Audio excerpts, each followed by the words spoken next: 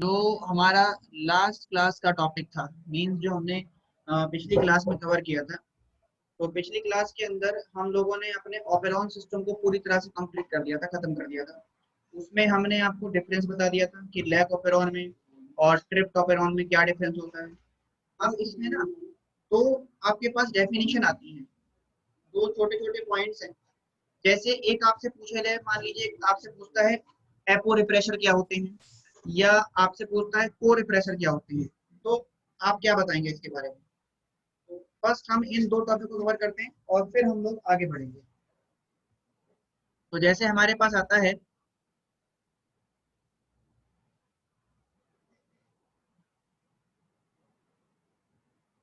Apo refresher, apo refresher, और next हमारे पास में एक आता है ये को रिप्रेशर,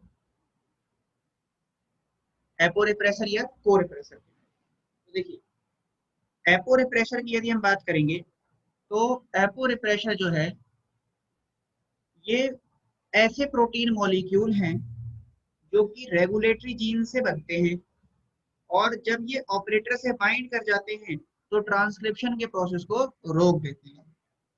ये बात समझ में आई आपको जो मैंने बोला अभी, कि एपो रिप्रेशर वो प्रोटीन मॉलिक्यूल हैं जो कि रेगुलेटरी जीन से बनते हैं, मतलब इनको कौन बनाएगा, रेगुलेटरी जीन बनाएगा, और ये जाके ऑपरेटर रीजन से बाइंड करेंगे, और बाइंड करने के बाद ये क्या करेंगे, ट्रांसक्रिप्शन के प्रोसेस को रोक देंगे। ठीक है, तो इसका एग्जांपल बताइए आप, एपो रिप्रेशर में क्या हो सकता है हमारे पास।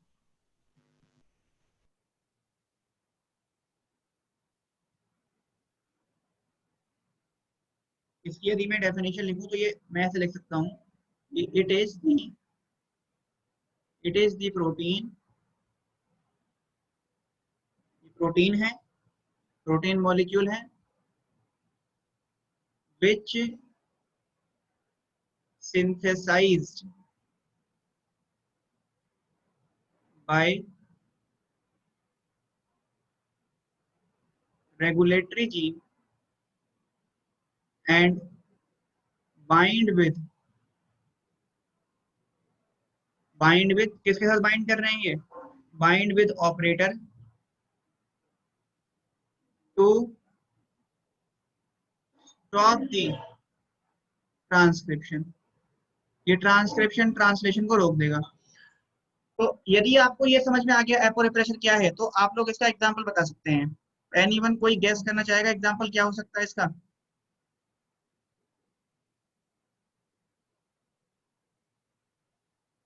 थोड़ा सा दिमाग लगाइए, ये पढ़ चुके हैं आप लोग।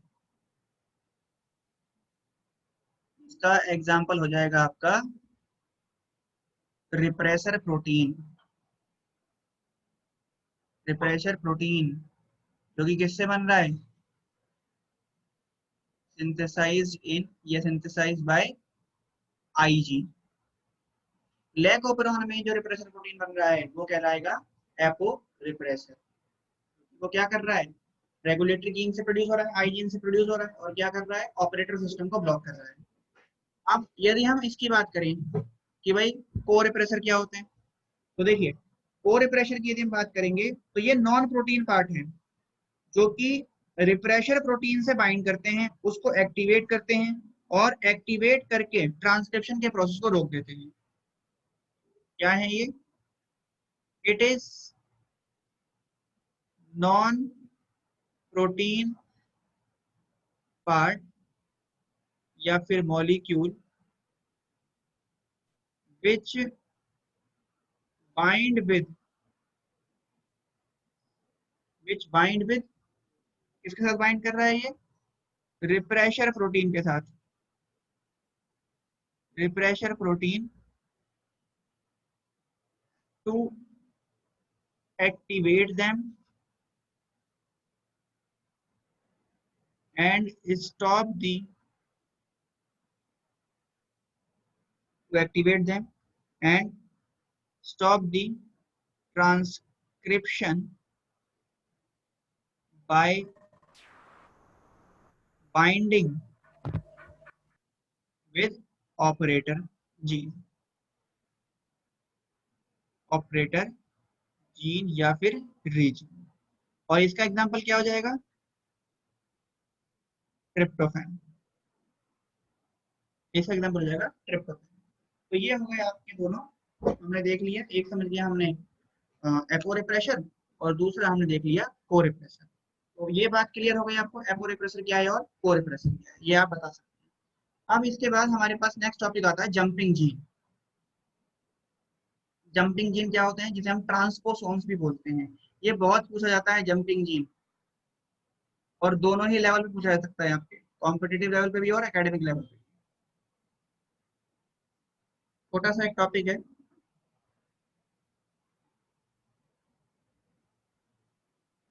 जंपिंग जीन, या इसको बोलते हैं हम लोग ट्रांसपोसोन्स। जंपिंग जीन या ट्रांसपोसोन्स। जंपिंग जीन की डिस्कवरी करी थी एक लेडी साइंटिस्ट ने, जिसका नाम है बारबारा मैकलिंटॉक।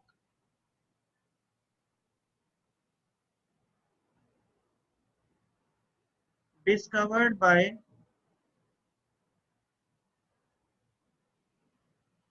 Barbara McClintock. और इसकी डिस्कवरी ना बहुत इंटरेस्टिंग है।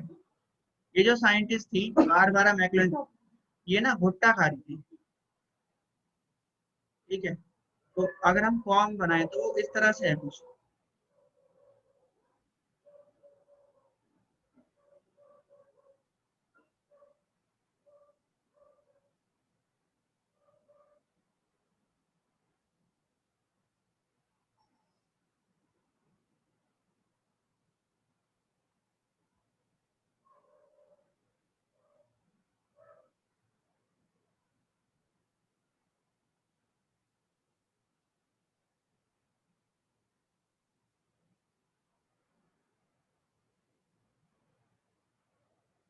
ये कौन? तो ये क्या कर रही थी, जो बारबारा मैकलिंटॉक है, ये भुट्टा खा रही थी। तो इसको भुट्टे में जो इसको कर्नल मिले बीच में, तो इसको देखिए व्हाइट कर्नल यहाँ पे,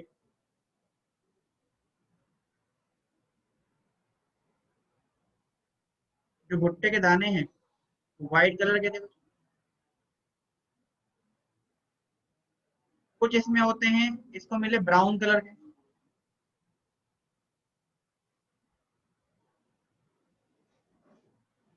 और बीच बीच में इसने कुछ ऑरेंज कलर के कॉर्न देखे।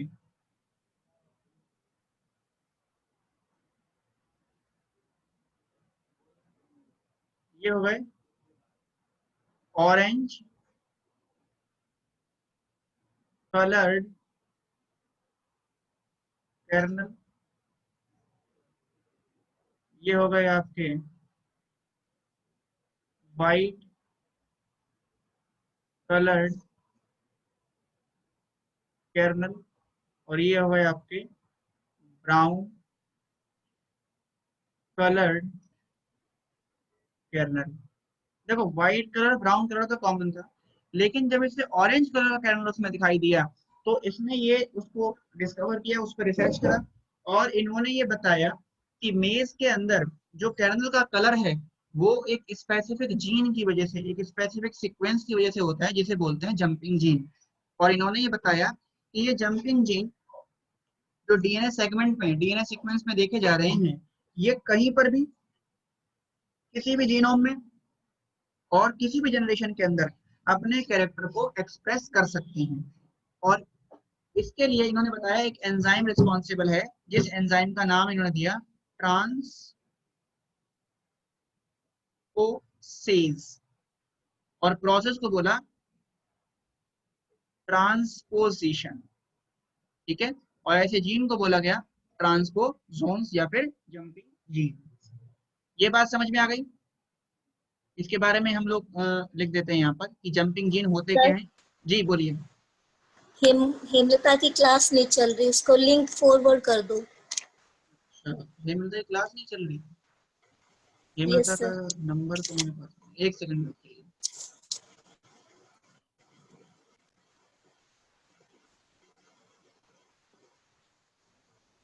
चलिए, तो कम टू द पॉइंट वापस आते हैं हम लोग। तो जंपिंग जीन की अगर बात करें या ट्रांसपोसोम्स की बात करें, जिसकी डिस्कवरी करी थी साइंटिस्ट बारबारा मैकलिंटॉक ने, तो इसमें क्या होते हैं जंपिंग जीन, ये अभी हमने डायग्रामेटिकली समझ लिया है। एक बार हम इसकी डेफिनेशन लिख देते हैं ताकि आप लोगों को और क्लियर हो जाएगा कि ट्रांसपोसोम्स क्या हैं। तो ट्रांसपोसोम्स आर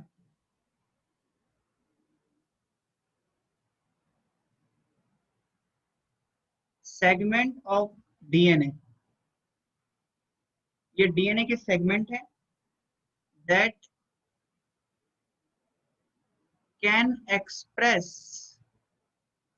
जो क्या कर सकते हैं, एक्सप्रेस कर सकते हैं अपने आप को एनीवेयर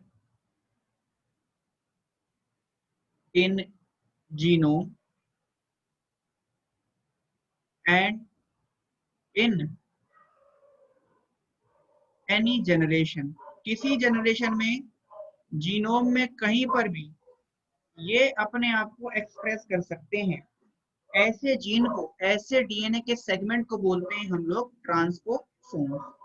और जो प्रोसेस है, जो मैकेनिज्म है इसके एक्सप्रेशन का, वो कहलाता है ट्रांसपोजिशन। तो दी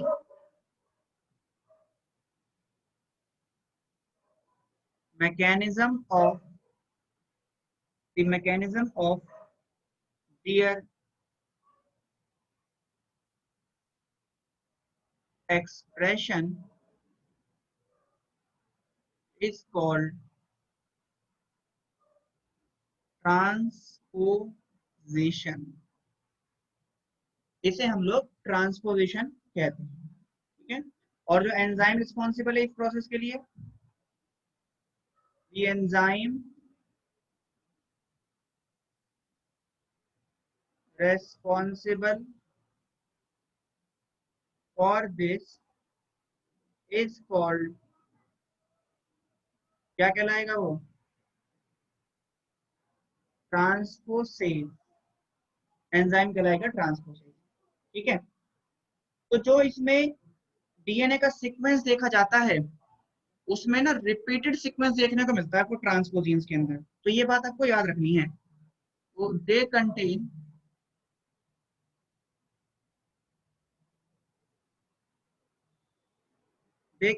रिपीटेटिव डीएनए सीक्वेंस। इसमें डीएनए का रिपीटेटिव सीक्वेंस देखने को मिलता है, और कितना होता है, 5, 7 या 9, 5, 7 या 9 न्यूक्लियोटाइड्स इसमें रिपीट हो सकते हैं। या तो 5 रिपीट हो सकते हैं एक साथ, या 7 हो सकते हैं, या 9 हो सकते हैं, ठीक है। और ये किस में देखा गया, डिस्कवर्ड बाय बारबारा मैकलिंटॉक, किस में देखा था इसने इसको, इन, या ऐसे लिखते हैं from kernel, kernel colour of maize. और मेज का साइंटिफिक नेम है जियामेज, ठीक है। मेज का साइंटिफिक नेम है जियामेज। तो जियामेज में इसको देखा गया था, जिसको हम कॉमनली मेज को हम लोग कॉर्न भी बोलते हैं, ठीक है जी। तो ये हो गया। अब बारबेरा मैकलिंटॉक के बारे में एक बात है जो आपको याद रखनी है, कि बारबेरा मैकलिंटॉक पहली लेडी साइंटिस्ट थी जिन्होंने जेनेटिक्स में एक इंपॉर्टेंट रोल प्ले किया था। इसलिए बारबेरा मैकलिंटॉक को लेडी मेंडल भी बोला जाता है। तो ये बात आप लिख लीजिए, मैं आपको डिक्टेट कर देता हूँ, लिखिए। Barbara McClintock was the first lady scientist. Barbara McClintock was the first lady scientist who made, Barbara McClintock was the first lady scientist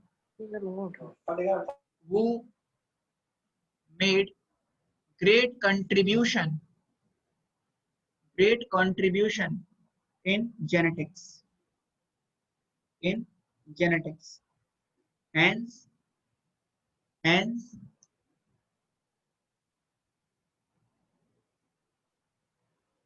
she called Lady Mendel, and she called Lady Mendel. इसके बारे में आपको याद इसलिए रखना है क्योंकि ये अकेली ही एक फीमेल साइंटिस्ट है जिसके बारे में हम पढ़ रहे हैं, तो ये आपको याद होना चाहिए बार बार मैक्लिंटॉक के बारे में। तो ये हमने कवर कर लिया जंपिंग जीन या ट्रांसपोजन। यदि इसमें किसी को कोई डाउट है तो आप लोग अपना डाउट पूछ सकते हैं, अदरवाइज हम लोग आगे बात करेंगे। चलिए तो आगे बात बढ़ जाते हैं। देखिए अब ना एक टेबल आप लोगों को बनानी है, तो ये टेबल मैं आप लोगों के साथ ग्रुप में शेयर करूंगा, और इसमें कुछ नहीं है, इसमें एक तरफ रहेगा आपका एंटीबायोटिक का नाम और दूसरी तरफ रहेगा उस एंटीबायोटिक का बैक्टीरिया के ऊपर क्या एक्शन है। तो ये याद करने वाली चीज है, आप सीधा एंटीबायोटिक का नाम देखकर उसके एक्शन को देख लेंगे, ठीक है। तो इसमें लगभग हमारे को 7 से 8 एंटीबायोटिक है जो हमें समझनी है, जो हमें याद करनी है। तो ये टेबल मैं आप लोगों को भेज दूंगा, आप लोग इस टेबल को बना लीजिएगा। इसके लिए आप लोग एक पेज छोड़ सकते हैं।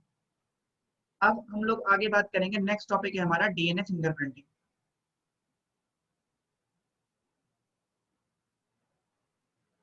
अब देखिए, यदि एनसीईआरटी लिखेंगे आप उठा के, तो एनसीईआरटी में डीएनए फिंगरप्रिंटिंग दिया है सबसे लास्ट में, और उससे पहले दे रखा है ह्यूमन जीनोम प्रोजेक्ट। ये दो टॉपिक है हमारे जो हमें पढ़ने हैं। तो हम लोग ह्यूमन जीनोम प्रोजेक्ट पढ़ेंगे सबसे लास्ट में, पहले हम कवर करेंगे डीएनए फिंगरप्रिंटिंग, क्योंकि जब हमें डीएनए फिंगरप्रिंटिंग समझ में आ जाएगा तो हमें ह्यूमन जीनोम प्रोजेक्ट को इजीली अंडरस्टूड हो जाएगा, क्लियर हो जाएगा। तो हमारा जो टॉपिक है वो है डीएनए फिंगरप्रिंटिंग, और ये मान के चलिए कि एक क्वेश्चन डीएनए फिंगरप्रिंटिंग से हर बार बनता है।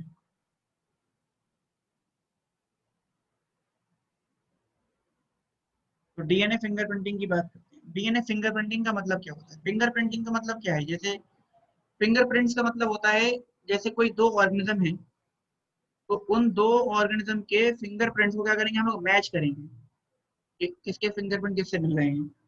और डीएनए फिंगरप्रिंटिंग में क्या करते हैं? डीएनए फिंगरप्रिंटिंग में हम लोग डीएनए लेते हैं दो डिफरेंट ऑर्गेनिजम्स का, और दो डिफरेंट इंडिविजुअल के डीएनए को लेकर उन डीएनए को हम मैच करते हैं, उनके डीएनए सीक्वेंस को मैच करेंगे। और ये क्यों करते हैं डीएनए सीक्वेंस को मैच? ये हम अलग अलग कंडीशंस में कर सकते हैं। जैसे क्रिमिनल केसेस हो गए, क्रिमिनल्स को आइडेंटिफाई करना है कि भाई मर्डर किसने कर दिया, मर्डर मिस्ट्री हो गई कोई, कि एक रूम के अंदर एक व्यक्ति का खून हो गया और उसके कुछ सर्वेंट्स हैं, तो अब ये खून किसने किया, तीनों सर्वेंट में से किसने किया है। तो इस केस में क्या करेंगे, आप डीएनए फिंगरप्रिंटिंग को मैच करेंगे। यहाँ पर हम डीएनए को फॉरेंसिक साइंस के अंदर, फॉरेंसिक लैब होती है, जैसे आपने वो देखा होगा सीआईडी, सीआईडी में ना दो लोग होते थे, एक वो होता था डॉक्टर साड़ू के होता था और एक उसके साथ एक असिस्टेंट होती थी उसकी, वो दोनों क्या करते डॉक्टर थे? सारिका। हाँ डॉक्टर सारिका, हाँ याद आ गया, अच्छी डॉक्टर थी। तो ये क्या करते थे, ये लोग मैच करते थे, वही अपने जो भी कोई इनके पास केस हिस्ट्री आती थी तो उससे डीएनए वगैरह मैच करके ये लोग देखते थे। इसके अलावा कई बार क्या होता है, रेप केसेस के अंदर, रेप केसेस में भी डीएनए फिंगरप्रिंटिंग का यूज किया जाता है विक्टिम को उसको जो क्रिमिनल है, क्रिमिनल को पकड़ने के लिए कि भाई जो ये रेप अटेम्प्ट है किसने किया है। इसके अलावा मेटर्निटी या पेटर्निटी क्लेम के अंदर भी, जैसे कोई क्लेम कर देता है, मान लीजिए अभी आ, कोई जैसे डोनाल्ड ट्रंप को ले लो, और कोई इंडिया से जाए और ये क्लेम कर दे कि डोनाल्ड ट्रंप मेरे फादर हैं, तो क्या करेगा वो डोनाल्ड ट्रंप, उसको अपनी सारी प्रॉपर्टी ऐसे तो नहीं दे देगा, नहीं मानेगा। तो क्या होगा, फिर डीएनए फिंगरप्रिंटिंग की जाएगी दोनों में, और यदि डीएनए फिंगरप्रिंटिंग में दोनों का डीएनए मैच हो जाता है तो इसका मतलब क्या है, भाई ये जो क्लेम कर रहा है वो सही है। तो मैटरनिटी पैटर्निटी केस में कोई क्लेम करता है कि ये मेरे फादर है, कोई क्लेम करता है कि शी इज माई मदर, तो इस केस के अंदर भी डीएनए फिंगरप्रिंटिंग की जाती है। तो ये सारी कुछ जनरल बातें हैं कि डीएनए फिंगरप्रिंटिंग क्या है और हम क्यों करते हैं। तो ये कुछ पॉइंट्स हम लोग जो हमने समझे हैं वो हम जरा इसके बारे में लिख लेते हैं। सबसे पहले डीएनए फिंगरप्रिंटिंग होती क्या है ये लिखते हैं। तो डीएनए फिंगरप्रिंटिंग क्या है? It is the technique, it is the technique of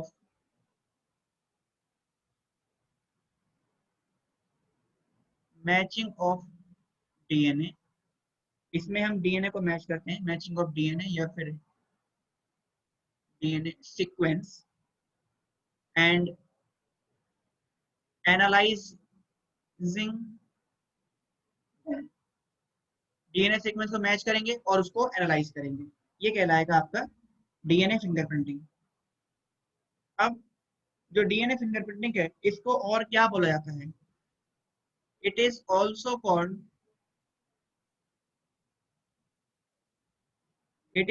called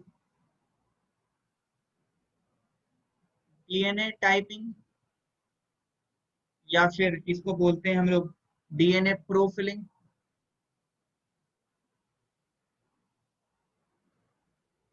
या फिर इसको हम बोलते हैं डीएनए इम्प्रिंटिंग। पता ये ना बहुत अच्छी ब्रांच है इसकी। आगे अभी हम देखेंगे तो डीएनए फिंगरप्रिंटिंग से ही हमारा बायोटेक्नोलॉजी आएगा, और बायोटेक्नोलॉजी के साथ कोरिलेट करता है फॉरेंसिक साइंस। तो फॉरेंसिक साइंस हुआ मतलब ये आप, जेनेटिक्स एक ऐसा सब्जेक्ट है अपने आप में कि जिसमें अगर आपने कोई इसमें प्रोफेशनल कोर्स अगर कर लिया जेनेटिक्स के अंदर तो आप लोग सक्सेस हो जाओगे। मींस आप फॉरेंसिक साइंस में यहाँ कई जगह पर आप लोग जा सकते हैं, एज अ साइंटिस्ट आप लोग इसमें वर्क कर सकते हैं। तो बहुत अच्छी ब्रांच है ये, आप लोग 12th के बाद इसके बारे में भी सोच सकते हैं। चलिए, तो डीएनए फिंगरप्रिंटिंग क्या है, इसको क्या बोलते हैं, ये हमने देख लिया। इसके बाद यदि आगे बात करें तो हम ये बोल सकते हैं कि इसकी डिस्कवरी किसने करी थी। सबसे पहले इसको किसने इसको डिस्कवर किया था? तो डीएनए फिंगरप्रिंटिंग की डिस्कवरी करी थी डॉक्टर एलेक जेफरी ने।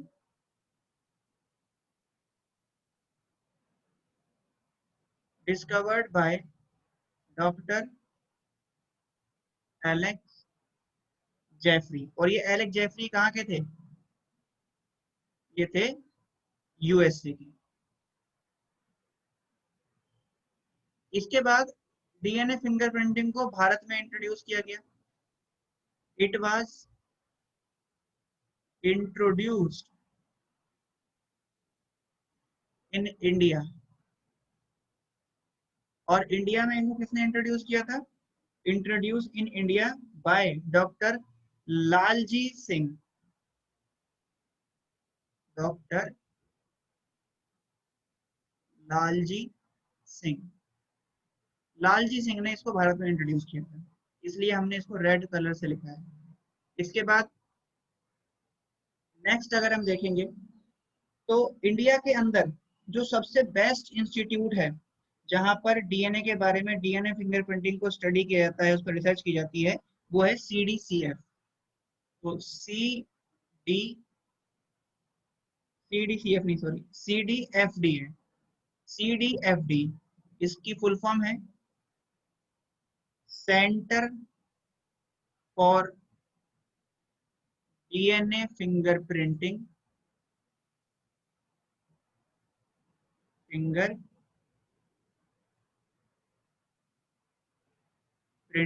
And diagnostic. और ये कहां पर है? CDCF is the best institute of India for study and research of DNA fingerprinting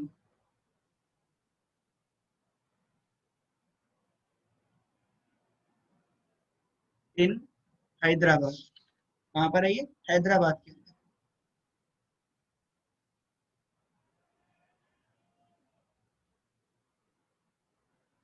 ठीक है, लोकेशन याद रखनी है, फुल फॉर्म याद रखनी है। CDFD की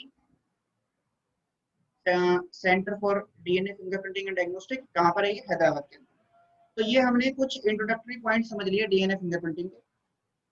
अब डीएनए फिंगरप्रिंटिंग के सिग्निफिकेंस क्या है, क्यों हम डीएनए फिंगरप्रिंटिंग करते हैं, क्या फायदे हैं इससे, तो हम यहाँ देखते हैं यार।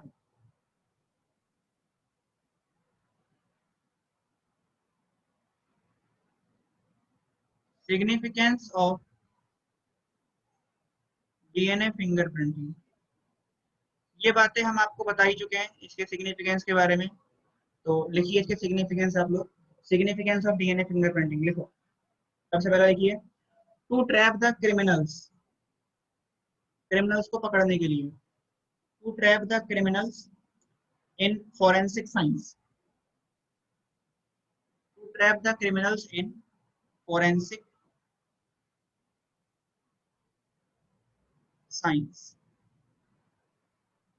सेकंड लिखिए, to solve the, to solve the paternity, paternity maternity claim, to solve the paternity maternity claim. इसके अलावा to solve the rape cases, to solve the rape cases, rape case को सॉल्व करने के लिए। इसके अलावा to study the evolution, study the evolution, evolution को study करने के लिए। इसके अलावा और क्या कर सकते हैं, to study the breeding pattern, to study the breeding pattern of animal, to study the breeding pattern of animals who are on the, who are on the verge of extinction,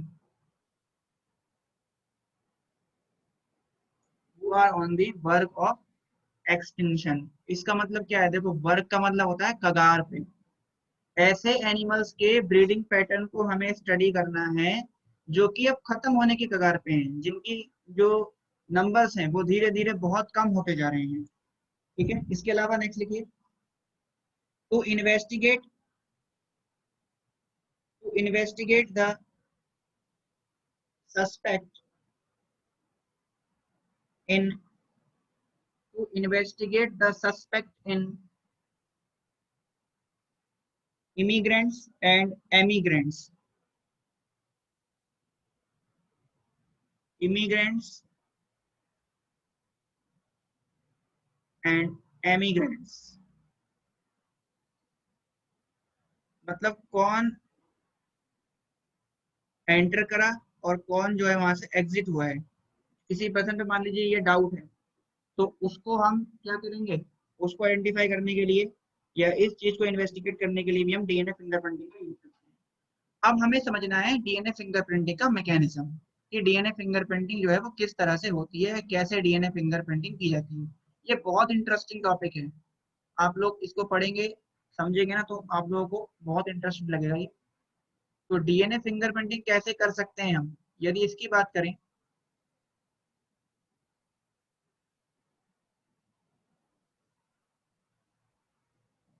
तो हम लोग देखते हैं mechanism of DNA fingerprinting.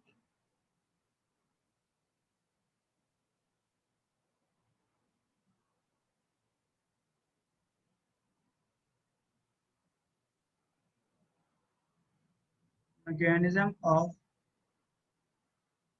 DNA finger printing, DNA finger printing का mechanism क्या है।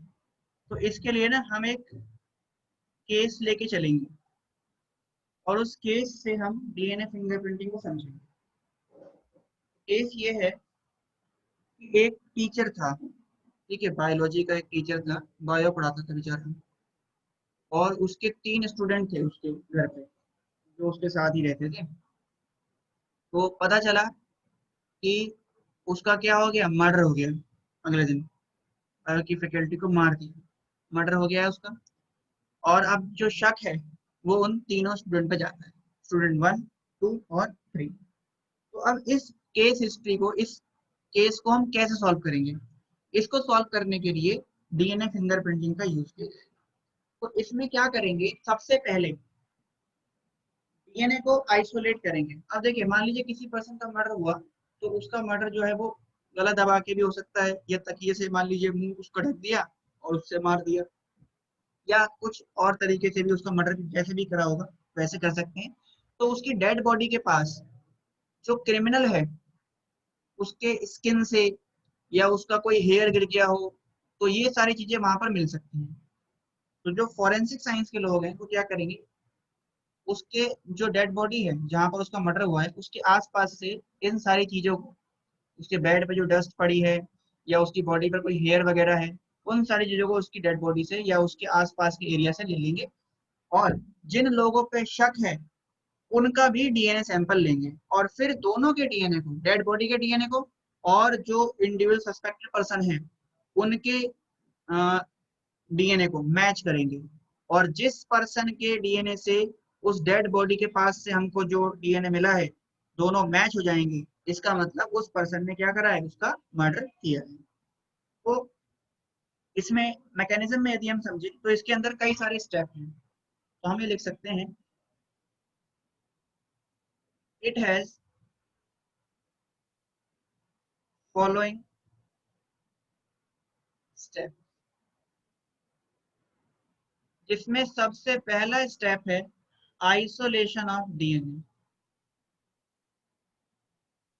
Isolation of DNA. तो सबसे पहले हम डीएनए को आइसोलेट करेंगे।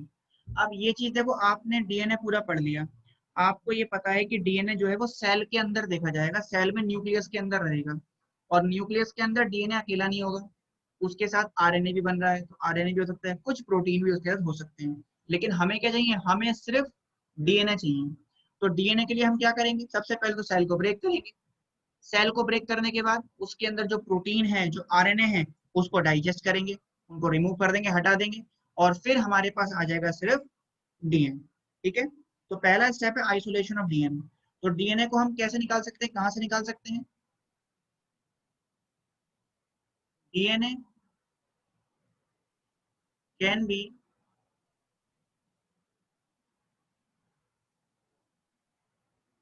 isolated from any living cell। DNA को हम किसी भी लिविंग सेल से या टिश्यू से निकाल सकते हैं, लाइक ब्लड से ले सकते हैं डीएनए, इसके अलावा एपिथेलियल सेल से ले सकते हैं, इसके अलावा स्किन सेल से डीएनए मिल सकता है, हेयर से मिल सकता है डीएनए। ठीक है, इनसे हम डीएनए निकाल सकते हैं, और सीमन में से भी डीएनए को आइसोलेट किया जा सकता है। तो इन सब से हम डीएनए को आइसोलेट करेंगे, और आइसोलेशन के लिए हम क्या करेंगे, आइसोलेशन के लिए हम दो टेक्निक यूज करते हैं। For isolation, cell fractionation and centrifugation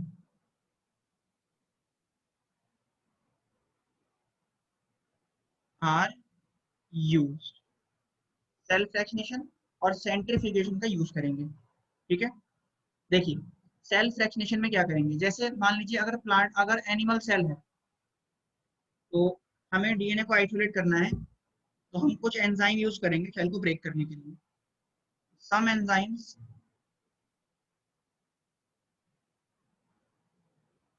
are used to break the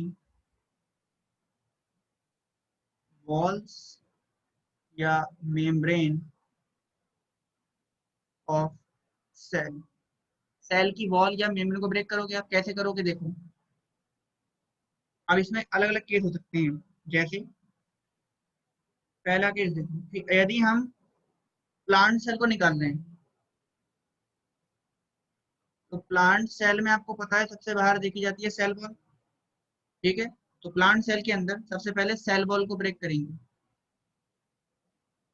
cell wall किसका बना है, सेलुलोज का बना हुआ है, तो इसमें क्या करेंगे, एंजाइम डालेंगे, कौन सा, सेल्यूलेज। सेल वॉल गई, उसके बाद क्या रह जाएगा, पीएम मींस प्लाज्मा मेम्ब्रेन, ये किसका बना हुआ है, प्रोटीन का प्लस लिपिड का। तो इसको हटाने के लिए क्या डालेंगे, प्रोटीएज डालेंगे प्लस लाइपेज ऐड करेंगे। तो इस तरह से हम प्लांट सेल में से निकाल सकते हैं क्या, डीएनए को। ठीक है, ये तो हमने सेल फ्रैक्शनेशन कर दिया। ये जो वाला जो स्टेप है ना, ये वाला फर्स्ट स्टेप जो है इसका, ये है सेल फ्रैक्शनेशन। ठीक है, अब यदि एनिमल सेल है,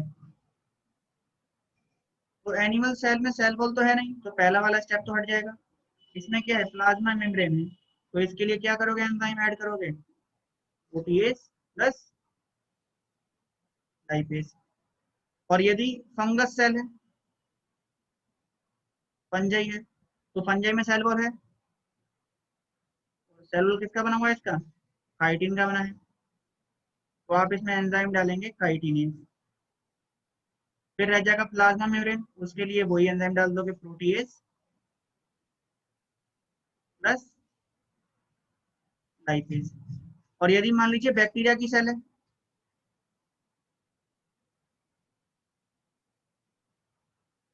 बैक्टीरियल सेल है, तो इसका सेल वॉल है, और किसका बना हुआ है वो सेल वॉल, पेप्टाइडोग्लाइकेन का। और इसको ब्रेक करने के लिए इसमें डालेंगे लाइसोजाइम, ये इसे ब्रेक कर देगा। और फिर प्लाज्मा मेम्ब्रेन के लिए सेम एंजाइम इसमें ऐड करेंगे। तो इस तरह से हम करेंगे सेल फ्रैक्शनेशन, और सेल फ्रैक्शनेशन से हम क्या करेंगे, डीएनए को आइसोलेट कर लेंगे, या हम उसके जो मेम्ब्रेन है उसको हटा देंगे। अब मेम्ब्रेन हट गई, अब हमारे पास न्यूक्लियस का मटेरियल आ गया। न्यूक्लियस में क्या क्या रहेगा, इसके अंदर हमारे पास डीएनए है, आरएनए है और प्रोटीन है। तो हमें आरएनए प्रोटीन नहीं चाहिए, हमें क्या चाहिए, डीएनए। तो उसके लिए हम क्या करेंगे, सेंट्रीफ्यूगेशन करेंगे। ये आप नोट करें। इसके बाद नेक्स्ट स्टेप जो होगा डीएनए आइसोलेशन के अंदर, वो होगा सेंट्रीफ्यूगेशन।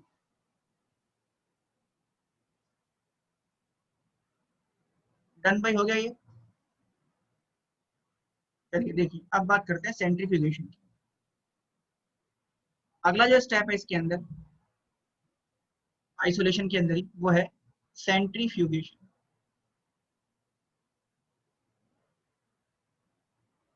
सेंट्रीफ्यूगेशन में क्या करेंगे आप, सेंट्रीफ्यूगेशन के अंदर हम इम्प्योरिटीज को रिमूव कर देंगे। दी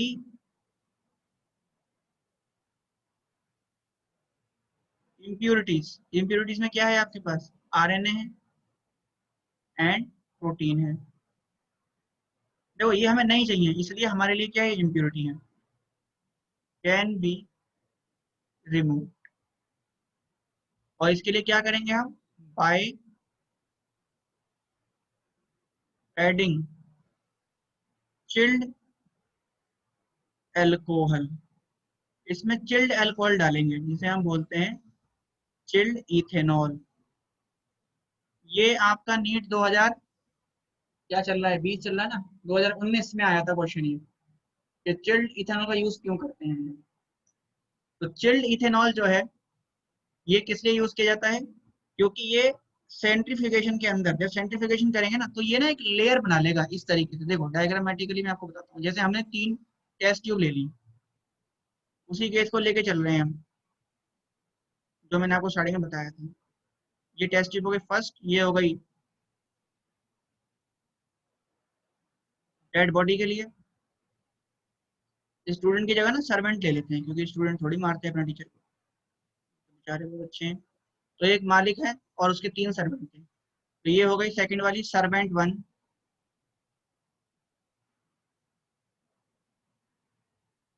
सेकंड टेस्ट ट्यूब हो गया सर्वेंट सेकंड के लिए।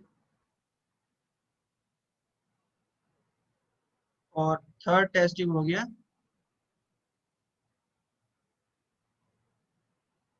सर्वेंट 4 का। ये जो एग्जाम्पल है, ये आपको समझाने के लिए मैं बता रहा हूँ, ठीक है। आप जब प्रोसेस आएगा ना लिखने के लिए, तो आप ये एग्जाम्पल नहीं लिखेंगे इसमें। तो देखिए, इसमें हमने क्या करा, इसमें ये जैसे है, ये हो गया डीएनए। तो इस डीएनए को बाकी सब्सटेंस से हमें अलग करना है। तो उसके लिए क्या करेंगे, हम इसमें ऐड कर देंगे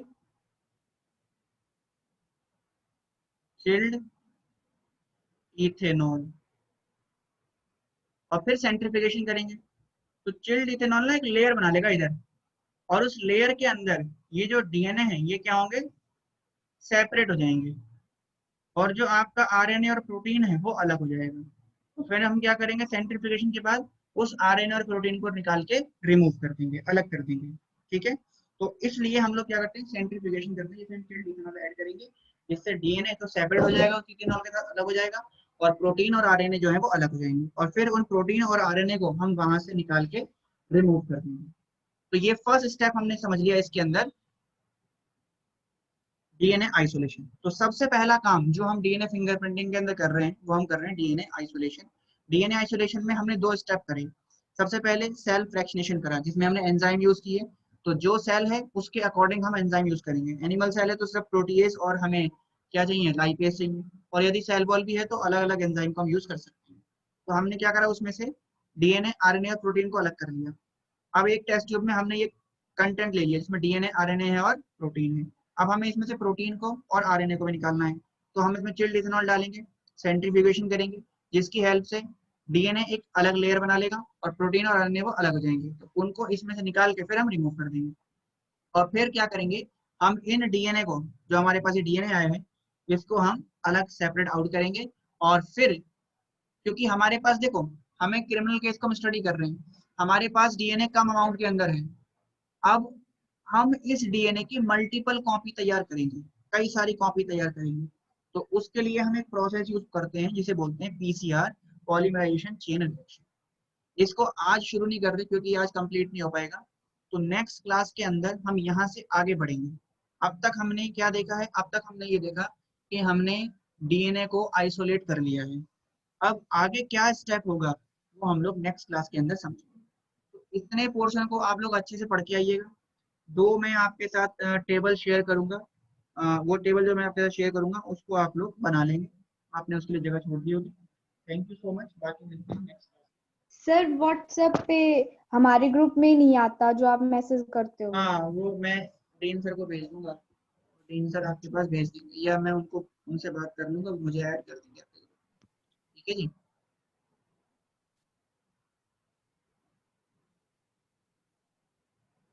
चलिए, धन्यवाद।